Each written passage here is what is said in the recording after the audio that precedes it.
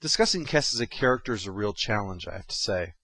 Unlike, say, Picard, Seven, or Bashir, there aren't many episodes that are about what makes her tick.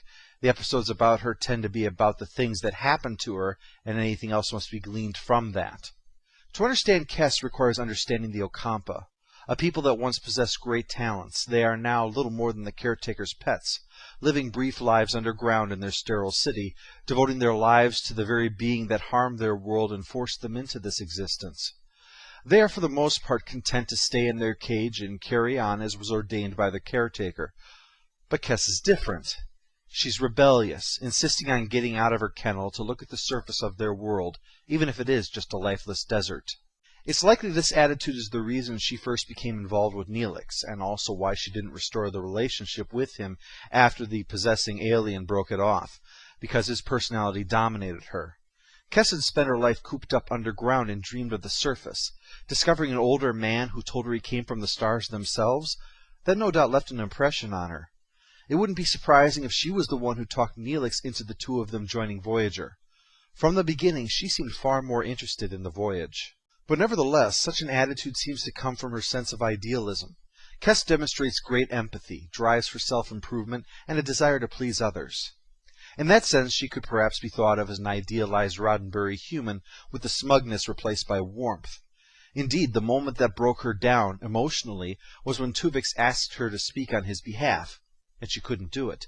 She felt so guilty because she was left with the choice of who lives and who dies, and she was choosing what she wanted.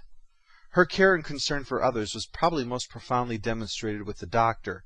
She was the first person to see him as a person and to be his advocate.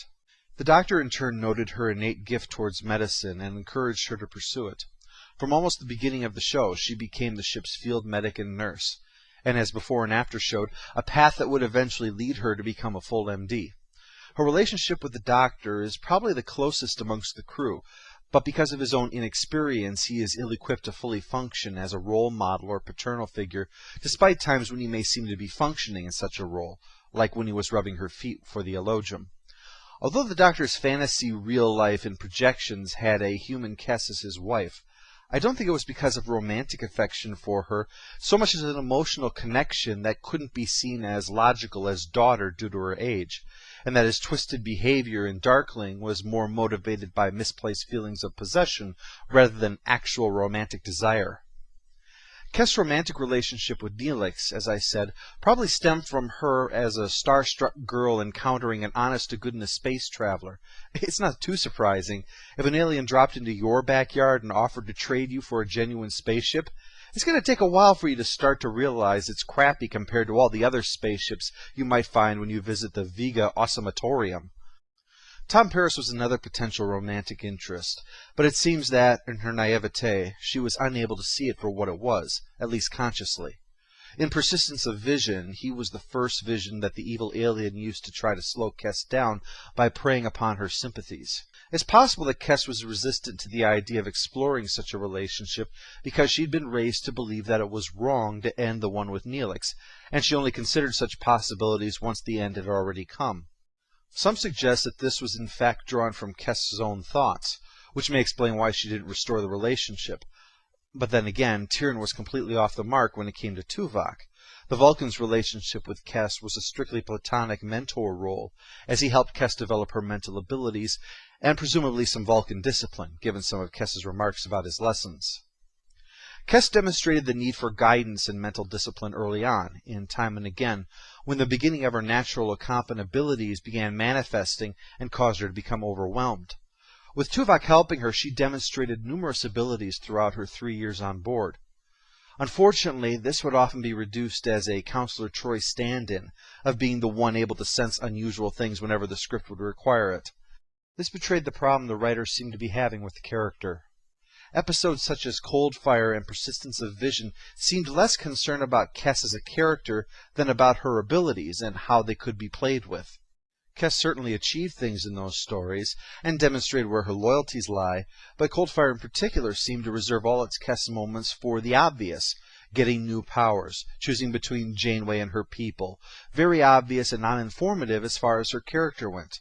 The confrontation with Tyrion and Warlord did that, while also giving us a sight into the girl behind that innocent face. The old warlord that has taken her over thinks that he can cower into submission, but instead, Kes comes back with a fury that we hardly believed could be inside her, shouting, "I'll find every little crack in your defenses. You'll feel yourself crumbling from within, your sanity slipping. I won't stop until you're broken and helpless. There's nowhere you can go to get away from me. I'll be relentless and merciless, just like you."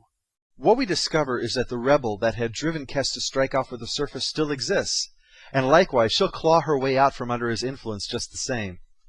In fact, the event seems to have reawakened that drive within her. In Darkling, not much later, we see her considering going off-planet with one of the McCall travelers, one that she had fallen a bit for, certainly, but was a species known for their drive to constantly explore in small vessels. It's implied that, in the end, her need to develop and explore her mental abilities is what really kept her on Voyager. And when she realized she could no longer do that on Voyager, after the incident with Species 8472, she then struck out on her own to explore, as Q said, the unknowable possibilities of existence.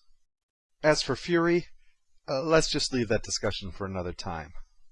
Kes served three main roles overall: to interact with psycho-elements, like persistence of vision and coda, to serve as nurse/medic, and to serve as a counterpoint to Neelix. While Neelix would shove his way into a position, Kes took on a number of roles simply by presenting such an air of competence about them that it just seemed only natural for her to do so. Because she was assigned such roles in-universe, roles necessary for the day-to-day function of the ship, it had the unfortunate side effect of making her seem like a glorified extra in the show itself. Medicine was the domain of the Doctor, food the domain of Neelix, knowledge of mental abilities the domain of Tuvok. So by being a Jane of all trades, she was pushed into the background. I think Jen played the role as well as could be expected, given how it was written.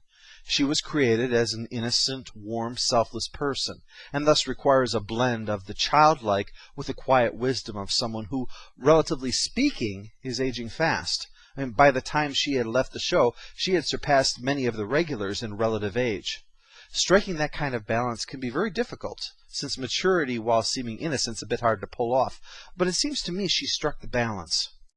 And as far as her removal, as I said in the review of The Gift, it seemed like a serious mistake. There were other characters they were stumbling with, or were just flat out disliked by the audience. From the descriptions, it seemed like this was also against the wishes of the writers, who felt removing Kes removed opportunities to be explored, and against the wishes of the cast, who overall got on very well with Jen. Overall, while you could have replaced, say, Harry with just about anything and not lose, replacing her with Seven was, well, it was kind of like replacing a home theater system with a motorcycle. You haven't actually upgraded, you've just wound up replacing something with something different. You have something new and great, but you've also lost something else you had that you also really liked. All things considered, Kes was a positive character for the show. She served numerous functions, was a genuinely likable person, and had plenty of room to develop. The downsides to the character are mostly just the application. The creators were focused more on developing Janeway and the Doctor early on, rather than her, and hers was the kind of character that really needed a carefully plotted arc in order to work right. In the right hands, she could have been Firefly's River for the Voyager crew, having an evolving, alien, unknown ability growing within warm, innocent Kes. As executed, we'll have to settle for her being an effective secondary character.